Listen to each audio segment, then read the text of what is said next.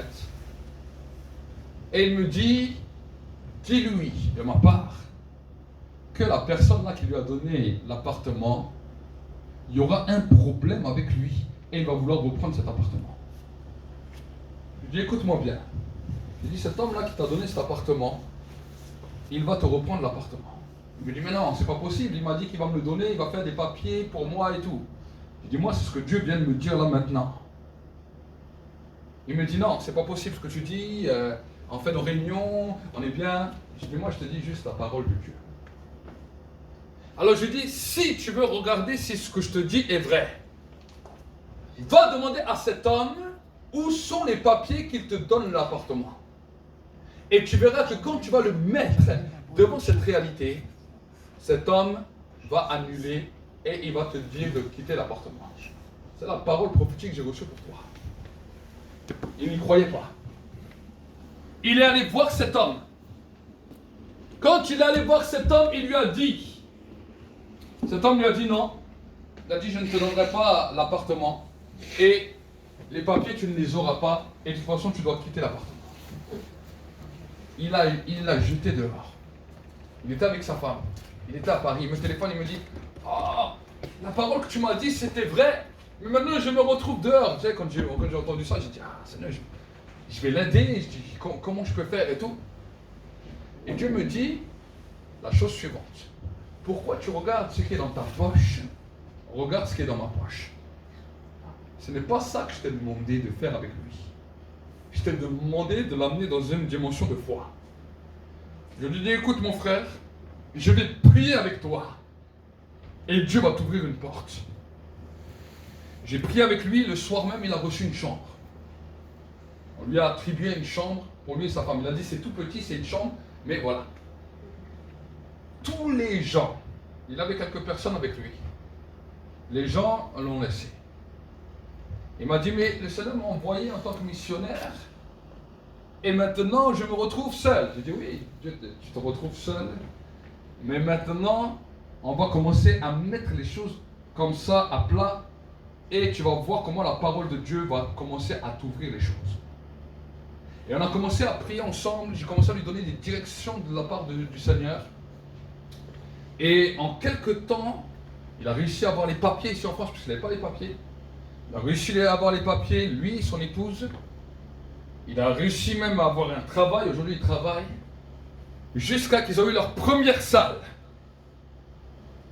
Et là, ils ont eu leur première salle. Et là, ils se retrouvaient avec la difficulté chaque mois pour pouvoir payer.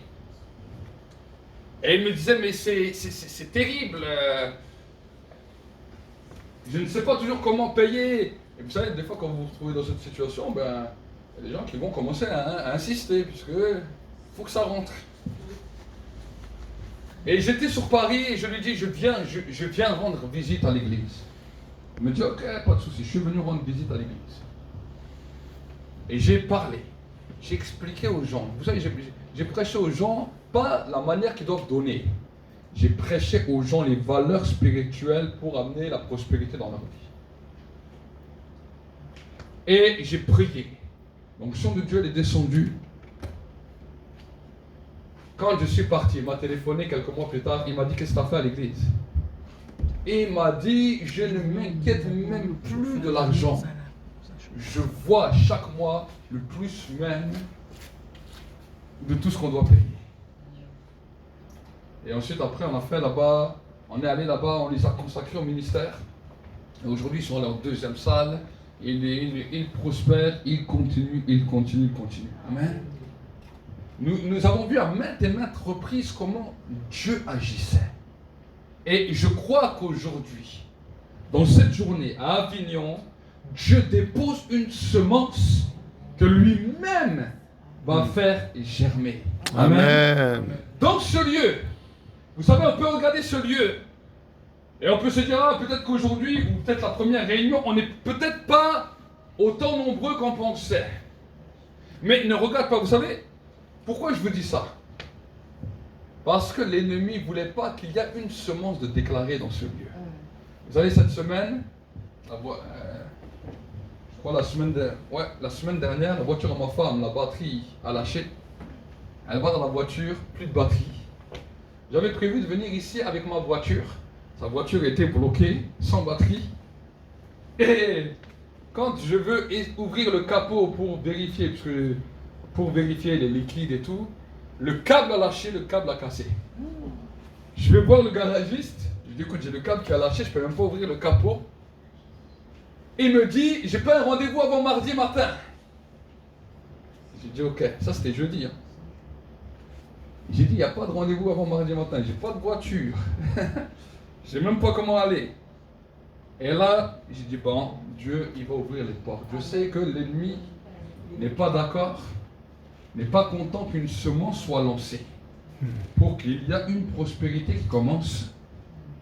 Et hier, j'ai encore, Dieu a ouvert les portes, j'ai mis une nouvelle batterie, j'ai porté ma batterie pendant au moins 1 ou 2 kilomètres en marchant dans la rue.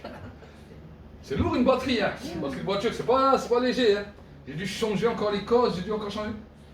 Et aujourd'hui, je suis là. Mais vous avez, si vous aurez vu comme il a plu ce matin, à Toulon, partout sur la route, il pleuvait. Je dis, moi, on est dans le sud. En Alsace, je comprends qu'il pleut comme ça. J'ai dit, moi, mais on est dans le sud.